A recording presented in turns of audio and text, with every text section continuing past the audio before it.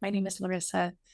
We're going to get started, and it's Friday, which means we have an opportunity to sit for half an hour. Just a reminder, set a 15-minute timer if you need to step away at that point, but otherwise, just setting yourself up to sit for about half an hour. A reminder, even that idea of setting yourself up to sit, it's something I often say, but you don't have to sit. You can recline, you can make adjustments in your body so that you are situated in a posture that feels supportive for you. And it looks different day to day. Very similarly, very often we sit in a similar fashion, but something as small as adjusting your knee or grabbing a blanket before you fully settle in, those little things are ways that we care for ourselves.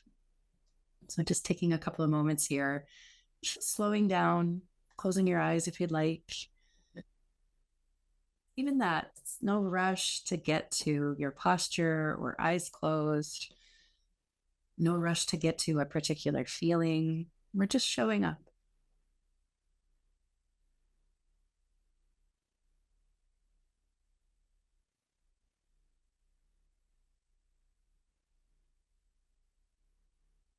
And as you're settling into your body, reminder too that movement is sometimes a really nice way to find tension points in the body. Making some neck rolls, stretching out your fingers and limbs.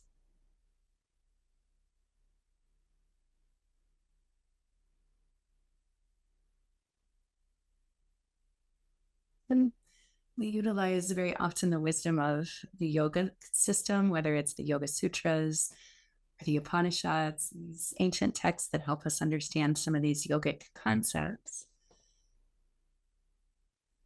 But also, the most important part of showing up is just the practice itself.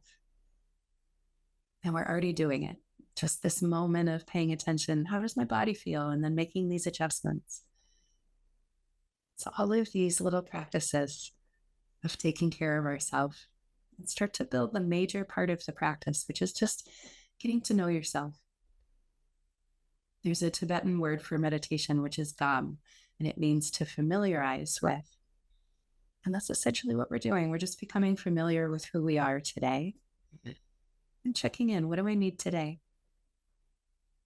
And even more subtly, what do we need in this moment to just find a little bit of support? Very often it's as simple as just watching our breath happen. That support that our body is always giving us. Just breath.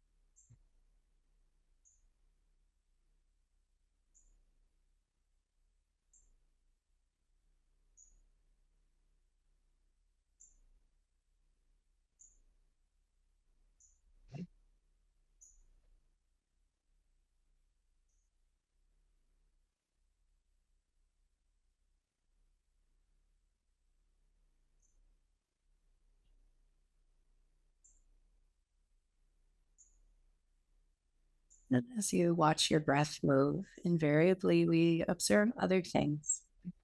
Sometimes instead of observing, we get caught up in. And that's usually a thought. Or several moments of sleepiness start to string together and we start to get a bit dull in our attention. It's a reminder that these things are not bad, that sometimes our mind immediately judges, oh no, I'm sleepy. Oh no, I'm agitated. but it is just simply experience. We don't have to be super alert and awake all the time. We don't have to notice every single breath. Just slowing down so that we may notice a few breaths, so that we may notice this one breath. It's a reminder, it's not about doing it in a particular way. There's no right or wrong. It's just showing up. We choose our focal point so that we don't accidentally wander off into a focal point that's less than helpful. This focal point of your body might be specifically your breath, or specifically the sensation in your hands, or just the open awareness of being in a body. It's allowing sounds to come to you, noticing how your body interacts with the environment around you. It's even that subtlety of noticing the texture of the fabric that's touching your skin, or the way your clothing moves just ever so slightly as you breathe in and out.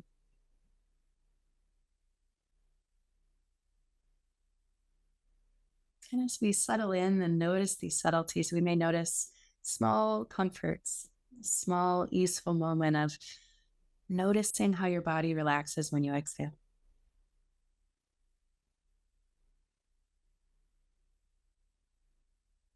So we might notice small moments of discomfort.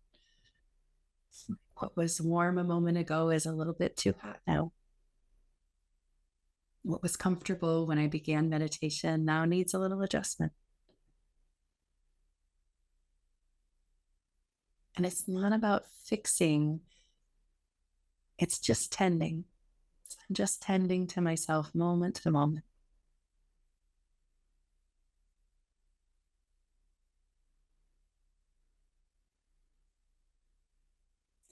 And because our mind is always looking for things that may harm us, so negativity bias naturally lives in our brain, and it's incredibly helpful. It keeps us safe from danger many times throughout the day. The challenge is very often our negativity bias is a bit overreactive. There's a lot coming at us on the day-to-day. And the background of our mind is constantly searching, am I safe? Am I safe? Because that's already happening, very often we need to observe that, making sure it's not overreactive and that it's just supportive as it's meant to be. And very often that requires that we add, because our mind is already looking for what's harmful, we may add, can I look for what's helpful? Can I look for what's easeful? Can I look for what brings me just some small moment of joy?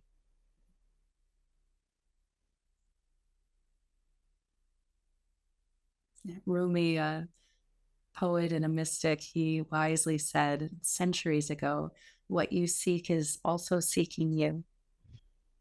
So when we accidentally got caught in a worry loop, suddenly we're seeking worry and it finds us. When we seek ease and joy, it comes in moments. And it's not that we're trying to seek joy in order to override difficulty. We're seeking compassion in order to support the harm that just comes by living in a body. And harm doesn't have to be a big, giant thing. It's just these little moments.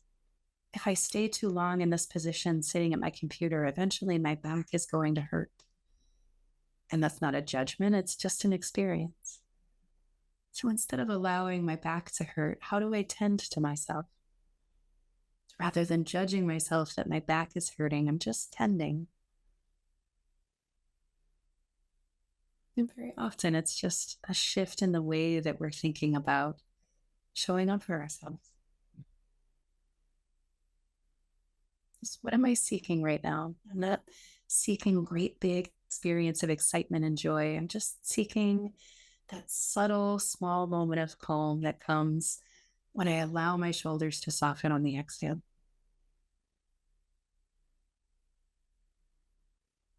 A small moment of softening that comes when I notice my jaw is clenched And then I can choose to soften and create a little space between my teeth. These tiny moments of tending lead us into tiny moments of ease.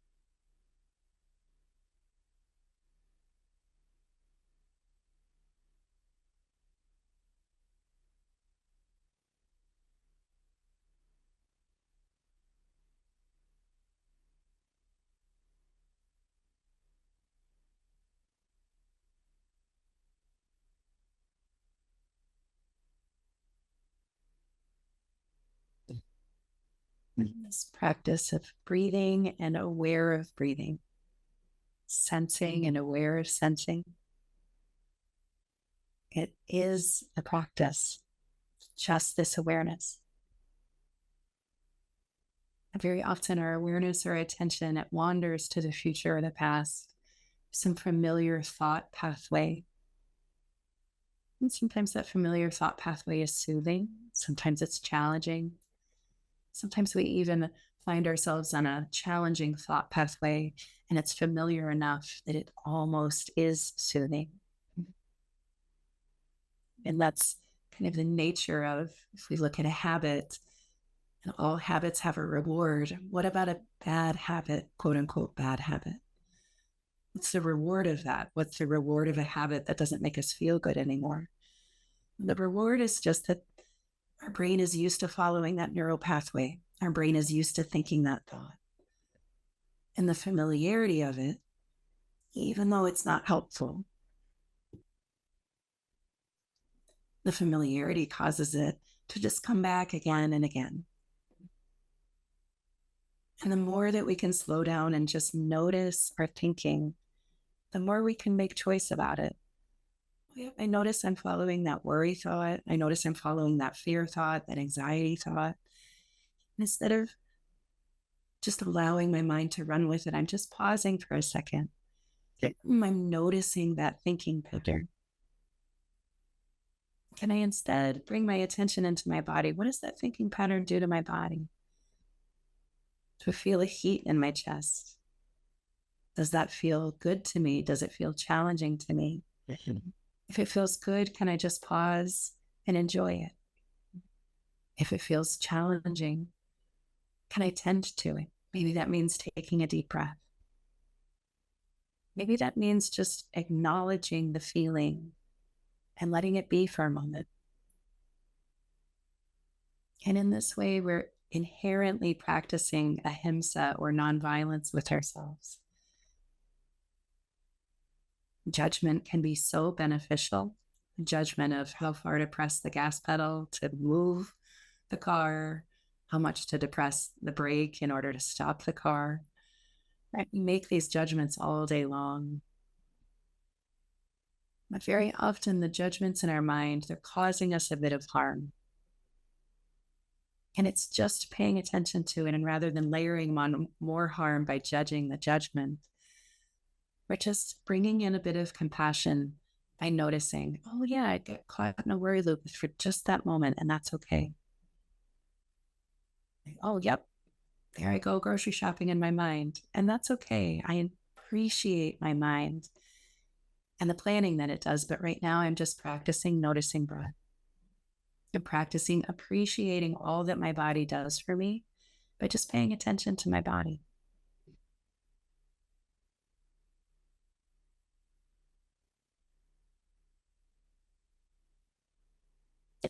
First Yama, Ahimsa, or nonviolence. It's a non-harming practice. And we can notice it in moments. And even just the word harm sometimes causes a little tension in the body. But instead of always focusing on what we're not doing, we're also focusing on what we're bringing in.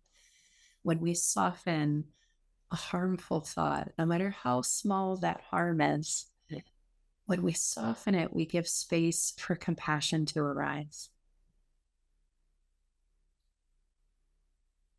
And the Buddha taught that our human nature is inherently good and loving and kind. And it doesn't always feel that way.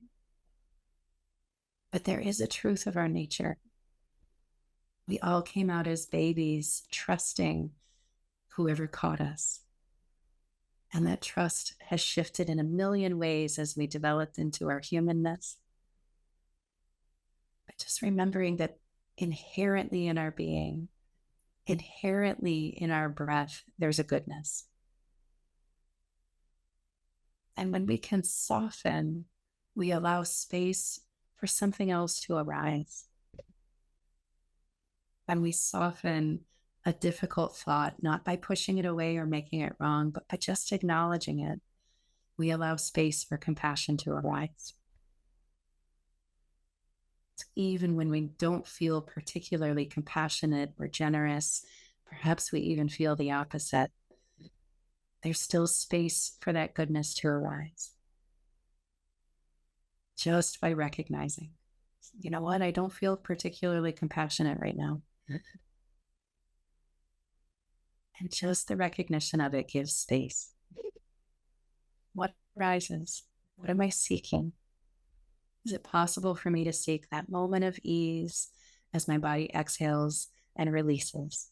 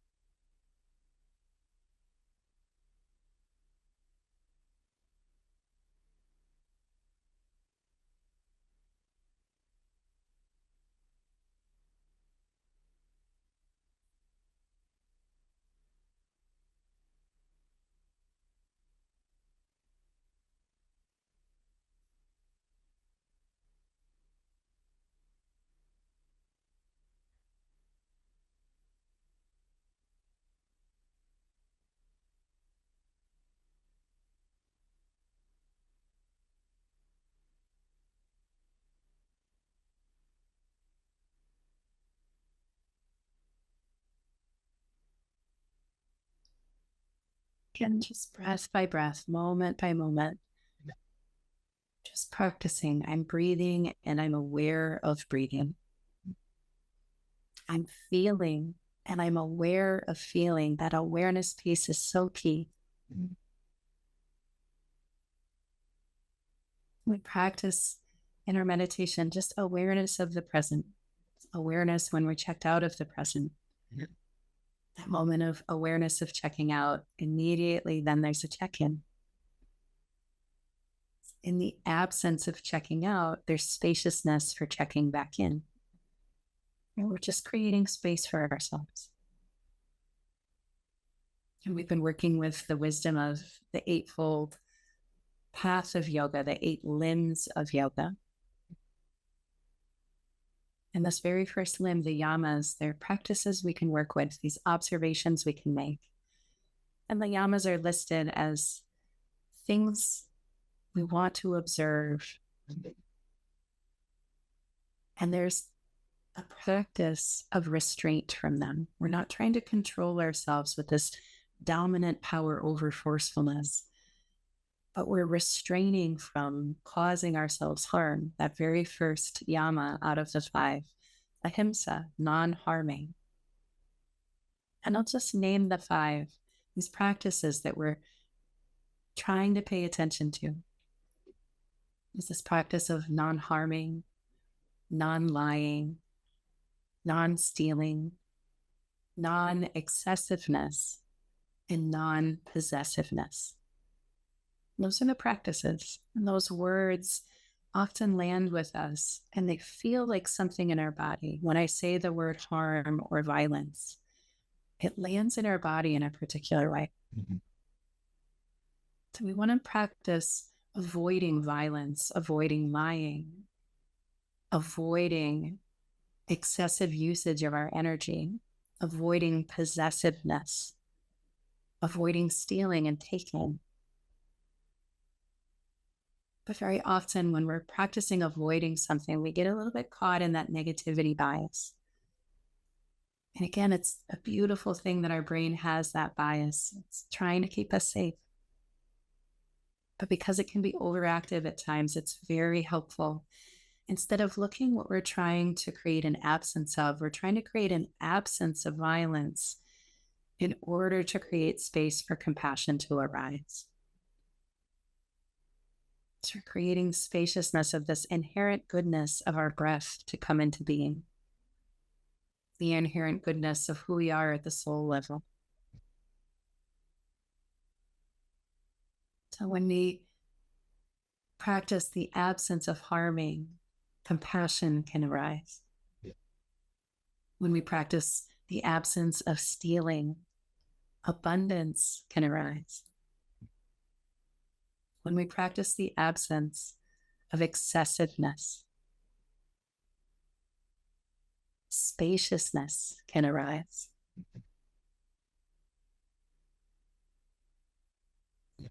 When we practice the absence of possessiveness, generosity can arise. When we practice the absence of lying, truthfulness can arise. Very often, in the second of noticing a breath, the truth of the moment is connection and ease. And then our brain wants to go into, yeah, but my day is so busy, and I read this thing on the internet, and the news is so difficult and challenging. And then we go right back to that first Yama of non-violence. And even though there might be a lot of harm being caused in the world, harm caused to you, it's this moment with your breath that opens us up to the truth of the present. There's inherent connection as we breathe. There's innate reciprocity as we breathe. Your body is taking care of you as it breathes for you. It's softening the millions of things our mind is trying to hold, our heart has been holding, our body has been holding, and just allowing ourselves to connect to the moment, just allowing compassion to arise. And it's a practice, and it's just breath by breath. So what is the experience of now through noticing breathing?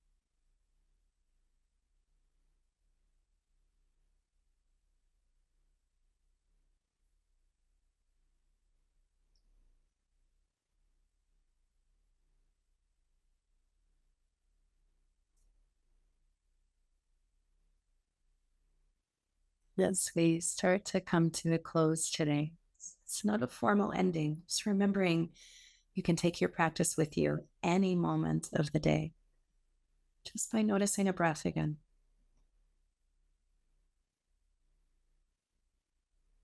And I'll share here this quote. This is a translation of something the Buddha said in one of his many dissertations. And he said, in the absence of regret, bliss arises. In the absence of regret, bliss arises. And we can pull that into any of the yamas. In the absence of harm, compassion arises. In the absence of lying, the truth arises. Right? It's just this process of softening something in order to allow the innate goodness of your breath to come in. And Anne Voskamp is a modern author, and she said something similar in a different way. She said, no amount of regret changes the past. No amount of anxiety changes the future. Any amount of gratitude changes the present. And with that, I'll invite you to notice your hands, bringing them into your closing habits or practices, just ending with a few loving kindness phrases. Repeat them back if they make sense for you. May I allow bliss to arise today. May I remember the innate goodness of my breath.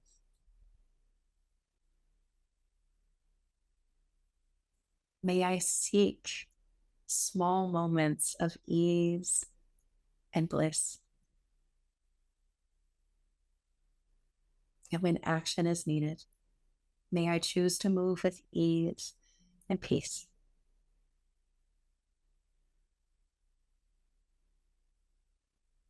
Take your time. Whenever you feel complete, you can open your eyes, find a little movement in your body. And as always, just taking a moment to thank yourself. It's a real, true moment of gratitude.